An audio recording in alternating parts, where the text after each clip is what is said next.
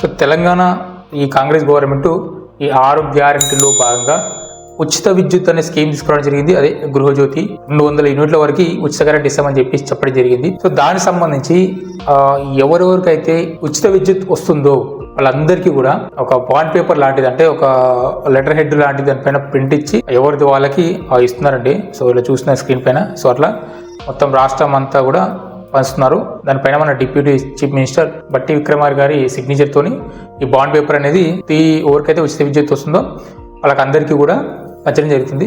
So ఇక్కడ చాలా మంది అభిప్రాయపడిందంటే ఈ బాండ్ పేపర్ మీద కండిషన్స్ పెట్టారా లేకపోతే ఇంకేదైనా పెట్టారని చాలా మంది అనుమానం పడుతున్నారు. సో యాక్చువల్గా మనకు కూడా వచ్చిన బాండ్ పేపర్, సో నేను చదివి వినిపిస్తా ఏం రాసిన దానిపైన.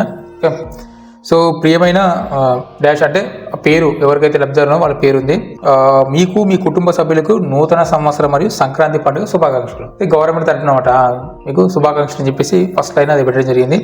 సో దాని తర్వాత మన ప్రజాప్రభుత్వం ఇచ్చిన 6 హామీల్లో భాగంగా గృహజ్యోతి పథకం ద్వారా నెలకి 200 యూనిట్ల వరకు మీ కుటుంబానికి ఉచిత విద్యుత్ అందిస్తున్నాం. మీరు వాడిన విద్యుత్ బిల్లును ప్రభుత్వం నేరుగా విద్యుత్ సంస్థలకు చెల్లిస్తోంది. ఓకే, ఇప్పుడు విద్యుత్ బిల్లుల కోసం ఖర్చు చేసే డబ్బును పిల్లల చదువు, వాళ్ళ ఆరోగ్యం మరియు కుటుంబ అవసరాలకు ఉపయోగించుకోవచ్చు.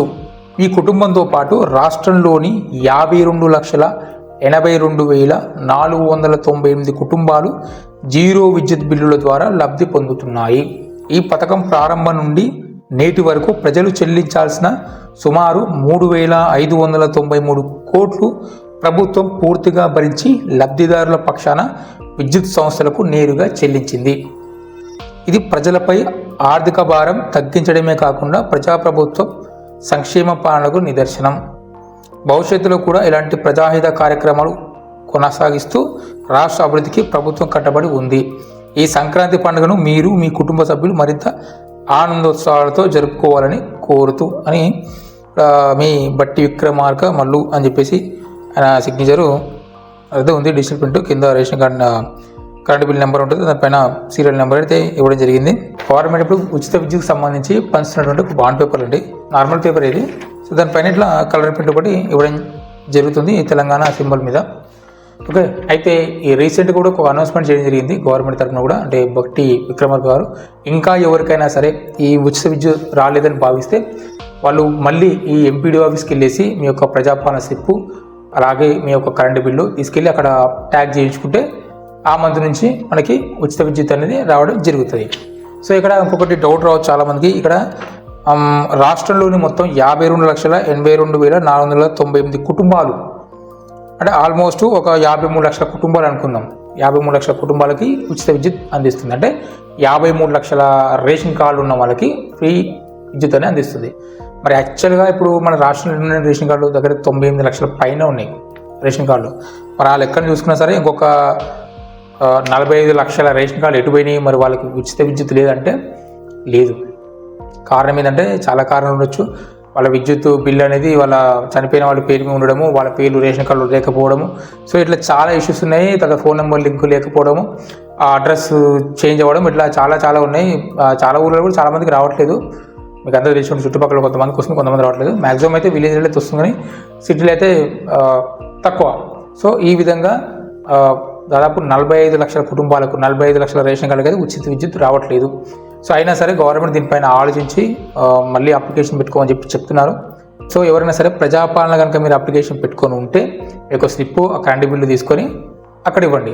లేదా ఒకవేళ ఇప్పుడు తండ్రి పేరు మీనో తాత పేరు మీనో ఉంటుంది కరెంట్ మీటర్, సో వాళ్ళు కనుక చనిపోయి ఉంటారు కాబట్టి మీరు మీ యొక్క ఎక్కడ కరెంట్ ఆఫీస్ ఉంటుందో ఆ దగ్గరలోకి వెళ్ళి మీరు డెత్ క్లెయిమ్ పెట్టి, అంటే పర్సన్ చనిపోయింది కాబట్టి ఇప్పుడు ఈ హౌస్ అనేది నా పేరు అని చెప్పేసి మీరు చనిపోయిన పర్సన్ యొక్క డెత్ సర్టిఫికేట్, ఆ తర్వాత మీ ప్రాపర్టీకి సంబంధించి ట్యాక్స్ బిల్లో ఏదో ఒకటి తీసుకెళ్ళి కరెంట్ ఆఫీస్కి వెళ్తే 100 రూపాయలు కడితే వాళ్ళు షిఫ్ట్ చేస్తారు నేమ్ అనేది, ఆ మీటర్ నేమ్.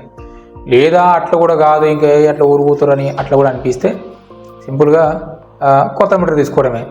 సో డ్యామేజ్ అని చెప్పి ఏదైనా చెప్పి కొత్త మీటర్ తీసుకోవడం అట్లా కూడా అవకాశం ఉంది. ఎందుకంటే ఇప్పుడు కొత్త మీటర్ తీసుకున్నప్పుడు మళ్ళీ ఆధార్ కార్డు ఇవన్నీ ఇవ్వాల్సి వస్తే అప్పుడు ఓటీ పడతారు. చచ్చిపోయినకైతే ఓటీ ఉండదు కదా, చచ్చిపోయినకైతే ఆధార్ కార్డు ఉండదు కదా. సో అట్లా మళ్ళీ మనది అడగాల్సిన పరిస్థితి వస్తుంది, అంటే అప్పుడు ఉన్న వాళ్ళది. అట్లా కూడా ఆప్షన్ అయితే ఉంది.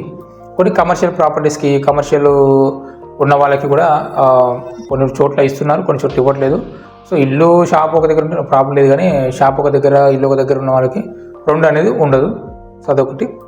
సో గృహజ్యోతి 200 యూనిట్లు మాత్రం వదులుకోకండి, ఎందుకంటే గవర్నమెంట్ క్లియర్ అయిపోయింది ఈ 200 యూనిట్లకు సంబంధించిన ఖర్చు అవుతుంది. ఇప్పుడు మామూలుగా 200 యూనిట్లు అంటే ఇప్పుడు విలేజ్లలో మా అంటే 100-200 కాల్స్తారు, 300. ఇక ఇప్పుడు మ్యాక్సిమం అయితే యావరేజ్ ఒక 300 తీసుకోండి కరెంట్ బిల్లు, ఎందుకంటే కొందరు 100 వస్తుంది, 200 వస్తుంది, 300 వస్తుంది. ఇప్పుడు ప్రతి టీవీలు ఉన్నాయి కాబట్టి ఒకరికి 500 వస్తుంది. ఇంకేమైనా ఎక్స్ట్రా వాడితే వాషింగ్ మిషన్ వాడితే 800 కూడా వస్తుంది. సో ఇక్కడ ఏంటంటే యావరేజ్ ఒక 300 మనం అనుకున్నా కూడా ఇప్పుడు మనకి 300 రూపాయలు ఒక కుటుంబానికి సేవ్ అయినట్టు కదా.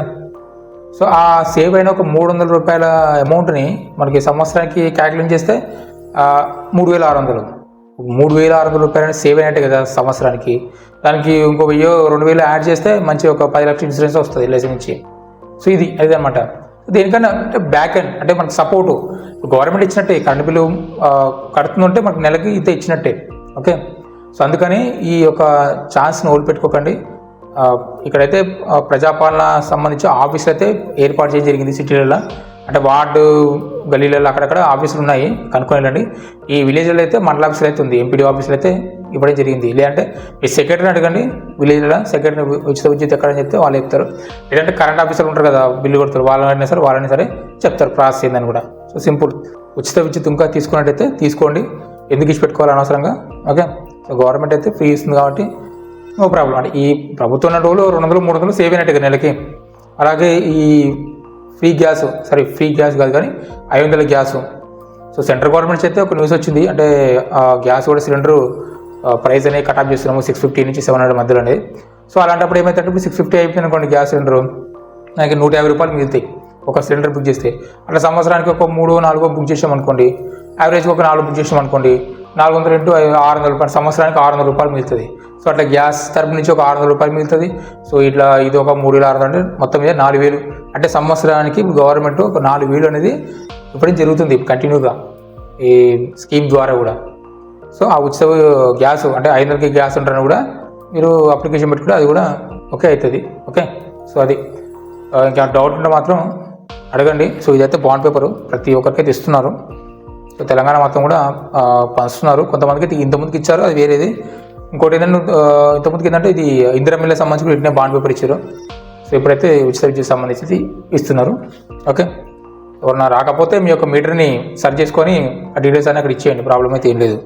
ఇమ్మీడియట్గా యాక్సెప్ట్ చేస్తున్నారు, వితిన్ 5 minutesలో మొత్తం కంప్లీట్ అయిపోతుంది. ఓకే, సో ఇదండి ఇలాంటి వీడియో. అండ్ వీడియో కనుక వస్తే లైక్ చేయండి, షేర్ చేయండి. అలాగే నా ఛానల్ కొత్తగా వచ్చినట్లయితే దయచేసి నా ఛానల్ని సబ్స్క్రైబ్ చేయండి. జై హింద్.